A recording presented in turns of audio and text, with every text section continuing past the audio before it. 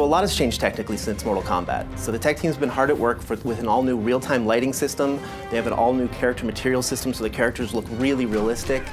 We have multi-threaded the renderer, so we can just sort of render more stuff on screen, so the game looks really incredible. Our engineers have really pulled out all the stops and are squeezing every bit of performance that we can get.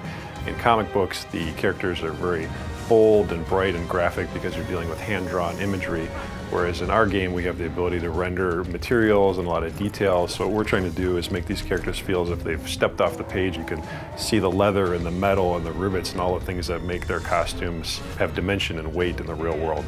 A lot of the action in Injustice is over the top. We have people grabbing cars and throwing them at people. We have people bouncing off objects all around the arena, and there's nothing more cinematic in the game than our super moves. Our super moves are these really big kind of blockbustery events that would probably blow out the budget on a summer blockbuster.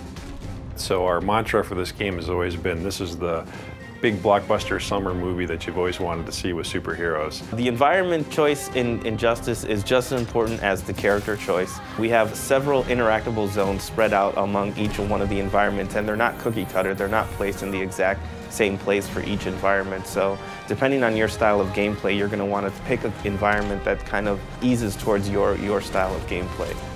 We have multiple levels on many of the arenas as well, and every time you play the game, it's going to be a little bit different. The button layout has changed in Injustice from Mortal Kombat. First, we got rid of the block button. You now hold back to block for all attacks. Also, 3 attack buttons, light, medium, and hard. So the additional button we call the character trait button, and that's a specific attack designed to showcase each character. So in the case of Nightwing, he uses the button to switch between his Kali stance using Kali sticks and his staff stance where he uses a staff, and there's completely different attacks. In the case of Cyborg, he uses the button to sort of charge up his health, so you're going to get different effects for every character. The combo system in Injustice will feel very familiar. Instead of using a special move to start a combo, you actually will use your special moves to link combos. You can also cancel out of a combo to link into a level transition or into a pop-up. DC's been incredibly supportive on this project and actually pushing us to take things farther than we ever thought we'd be able to get away with. Superman in particular was fun to work on.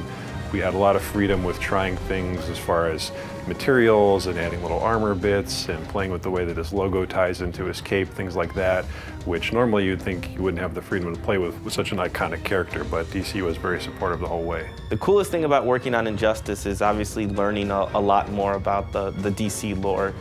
DC has such a wealth of information and such a wealth of knowledge about their characters that it's really fun to kind of pick the brain of working with them and figuring out what would make their characters fit in kind of the NetherRealm universe. You know, if Superman had to fight in a hand-to-hand fight, what would he do? What would Catwoman do in that kind of situation?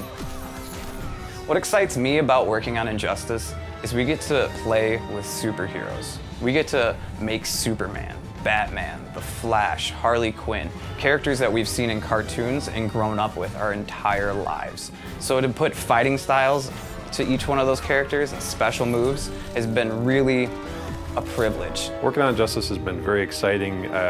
I'm not the only comic book fan on the team, and for all of us, this is a lifelong dream to be able to work with these iconic characters that we've been reading about and thinking about all our lives, and to actually have a chance to put our stamp on it is a really exciting opportunity. So my favorite part about working on Injustice, and this is going to sound sappy, is I get to work with 2 great teams. I get to work with the NetherRealm team who made Mortal Kombat and the amazing talent here, as well as the awesome talent at DC Comics.